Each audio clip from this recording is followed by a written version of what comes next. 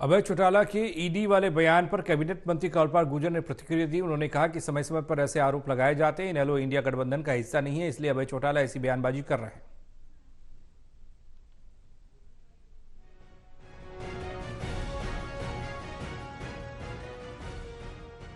देश की राजनीति में सत्ता पक्ष को घेरने के लिए विपक्ष अहम मुद्दा ईडी बन चुका है। विपक्ष सीधे तौर पर बीजेपी पर ईडी के दुरुपयोग का आरोप लगाता रहा है, जबकि बीजेपी इसे कानूनी कार्रवाई बताती है।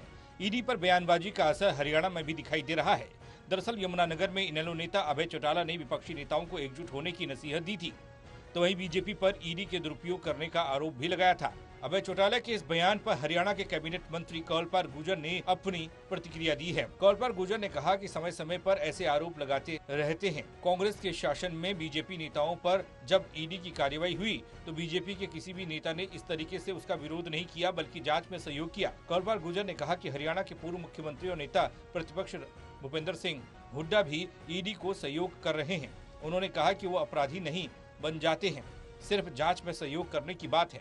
कौलपाल गुर्जर ने कहा कि इंडियन नेशनल लोकदल इंडिया गठबंधन का हिस्सा नहीं है, इसलिए अभी चौटाला इस तरीके की बयानबाजी कर रहे हैं और एक डर विपक्षी नेताओं को पैदा हो रहा है कि अगर एकजुट नहीं हुए तो ईडी की कार्रवाई होगी। उन्होंने कहा कि ईडी का किसी तरीके से कोई भी दुरुपयोग नहीं किया जा रहा।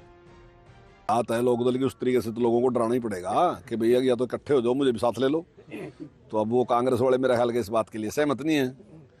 अब उनको लेते नहीं, पर वो डरा रहे कि भाई अगर अब तो मैं नहीं लिया तो फिर तुम फंसोगे। तो ईडी का कहीं दुरुपयोग नहीं रहा और किसी के खिलाफ हम काम नहीं कर रहे। कौलपाल गुर्जर ने बातों ही बातों में दिल्ली के मुख्यमंत्री अरविंद केजरीवाल पर भी निशाना साधा। उन्होंने कहा कि ईडी कई बार नोटिस भेज चुकी है, लेकिन केजरीवाल एक भी बार ईडी के सामने पेश नहीं हुए। अरविंद केजरीवाल लोकपाल और ईमानदारी की बात करते हैं, लेकिन उनकी यह सारी बातें धराशायी हो चुकी हैं। सिर्फ यही लोग ईडी का विरोध कर रहे हैं। देखिए, तो समय समय पर इस प्रकार के आरोप लगते ही रहते हैं। जब कांग्रेस का शासन था हमने कभी इस प्रकार का वो नहीं किया। अगर कभी इस प्रकार की बात हुई तो हमने उसका सामना किया पूरी तरीके से। और अभी भी आपने देखा कि भूपेंद्र सिंह हुड्डा जिसे जब बात की गई तो उन्होंने कहा कि जब भी ईडी मुझे बुलाएगी तो मैं निश्चित तौर से उसके सामने पेश भी होगा और अपनी बात भी रखूंगा। तो केवल उस टाइम तक ये अपराधी नहीं बने देता जब तक नोटिस जाता है उसको। वो तो उसके बाद सारी बात की जानकारी ली जाती है। ईडी के पास भी मैं समझता हूँ कुछ इस प्रकार के तथ्य होते हैं तभी नोटिस देती है। लेकिन जिस प्रकार से केजरीवाल जी हैं, अब वो कहें कि हम पेश नहीं होते सामने।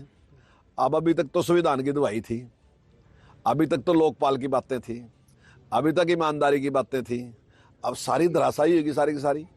तो कुछ ऐसे लोग जो हैं वो विरोध कर रहे हैं, जो अच्छे लोग हैं वो किसी ने विरोध नहीं किया।